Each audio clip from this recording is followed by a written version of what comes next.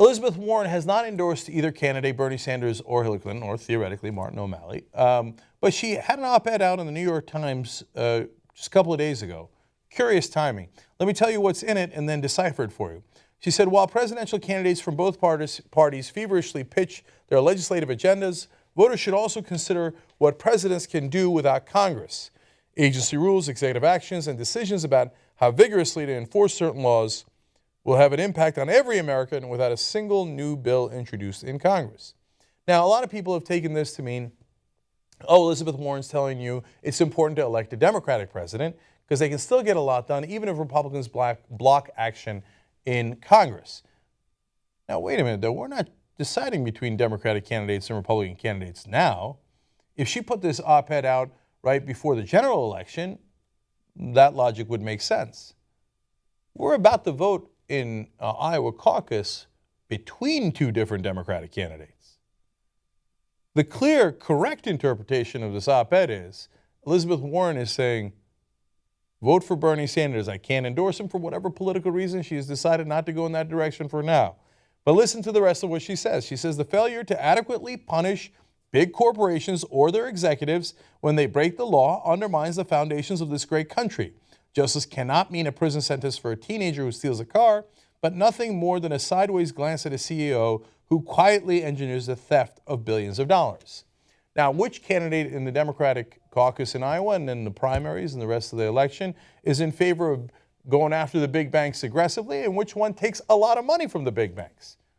That's not a tough question. Bernie Sanders is definitely in favor of doing real punishment to those banks, exactly what she's asking for. Now, one of the arguments against Bernie Sanders is he can't get anything done. Here's an op-ed saying, no. The president can get a lot done through executive orders, even if he doesn't have Congress's assistance. Gee, I wonder why she writes that op-ed right before the elections between two Democratic opponents. This is not that subtle, yet of course, most of the pundits on TV completely and utterly missed it. No, she's not telling you to vote Democratic. She's clearly, if you have any sense at all, telling you, pick the guy that's actually going to do the executive orders against the banks.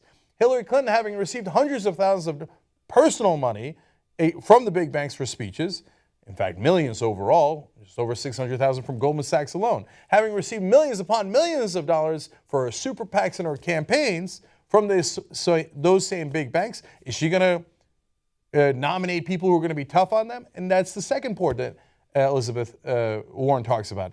She says, look, the president also gets to put people in charge of the different organizations at the executive level, SEC, and then the cabinet positions. And will those people take tough action against fraud? She lists all the different things just in the last year alone where the banks were in great violation, pharmaceutical companies were in violation of the law, and nobody got punished.